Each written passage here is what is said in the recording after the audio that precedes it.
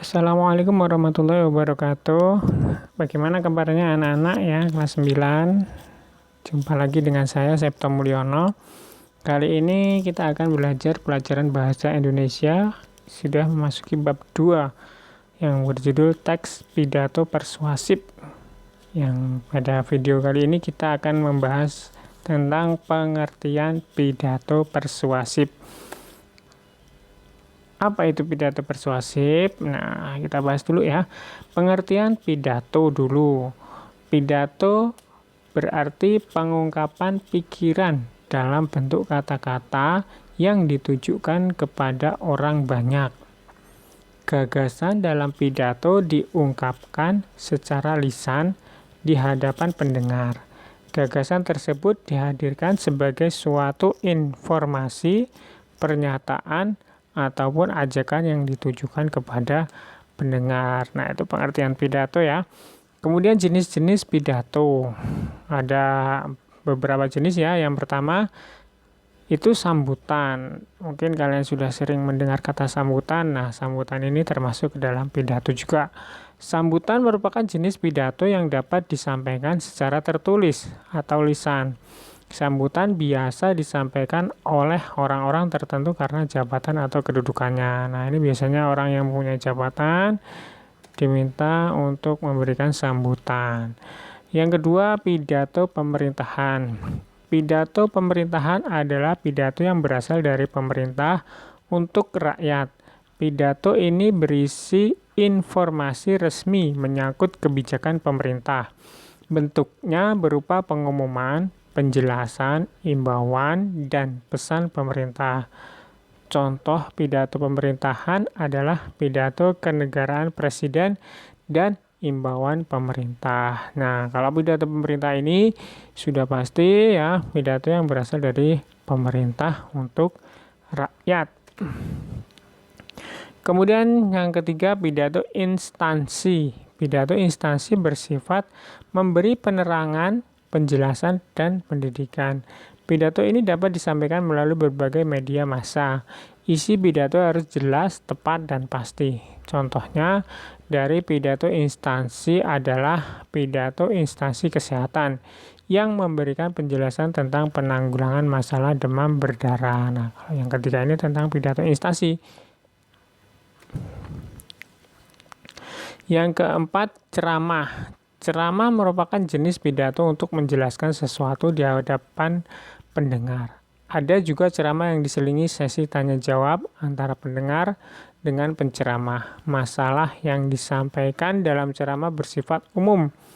Contoh ceramah antara lain ceramah keagamaan, ceramah kesehatan, dan ceramah politik. Nah, ceramah ini juga termasuk ke dalam jenis-jenis pidato, yaitu berupa menjelaskan kepada pendengar. Itu jenis-jenisnya. Nah, sekarang kita masuk tentang pengertian pidato persuasif. Nah, pidato persuasif adalah pidato yang bertujuan untuk mengajak, meyakinkan, atau membujuk pendengar dengan menyajikan berbagai macam argumen dari sudut pandang pembicara.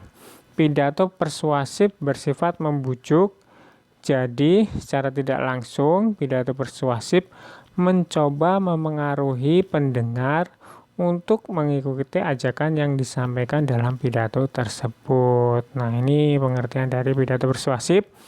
Tujuan utamanya untuk mengajak, meyakinkan, atau membujuk pendengar. Ya, pidato persuasif.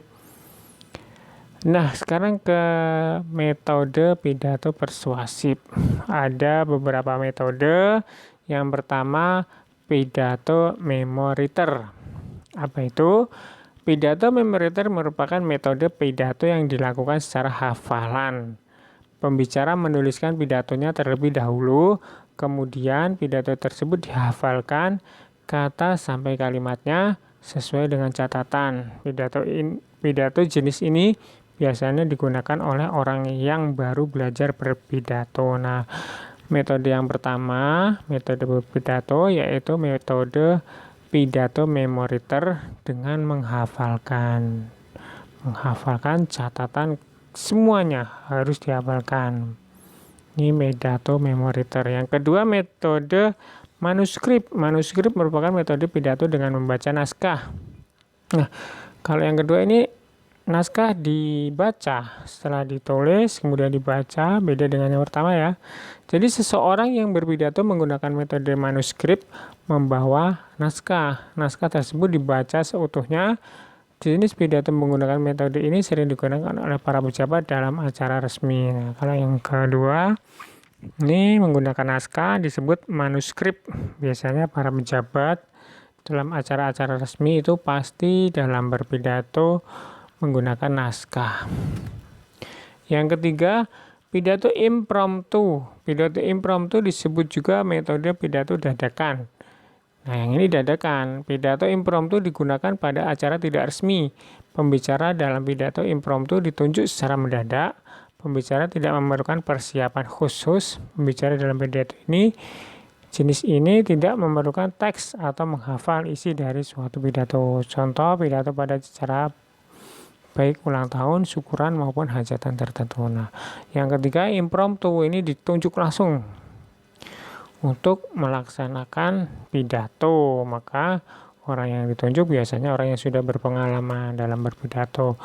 Yang keempat, pidato ekstemporan. Ekstemporan merupakan metode pidato dengan membawa catatan sebagai kerangka pidato. Pembicara pada pidato ekstemporan membawa catatan kecil. Catatan tersebut digunakan sebagai pengingat urutan isi yang akan disampaikan. Catatan tersebut hanya berisi garis besar dari isi pidato. Pidato jenis ini biasanya digunakan oleh pembicara yang telah mahir dalam menyampaikan pidato. Nah, ini ya. Yang keempat, pidato ekstemporer ini dia tidak menghafal, tapi dia membawa catatan kecil. Tidak menggunakan naskah. Namanya ekstemporan. Baik, itu dari saya.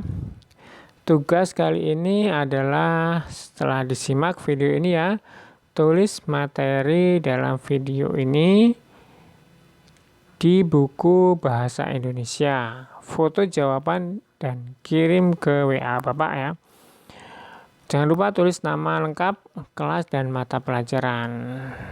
Baik, cukup sekian dari Bapak, kurang lebihnya mohon maaf.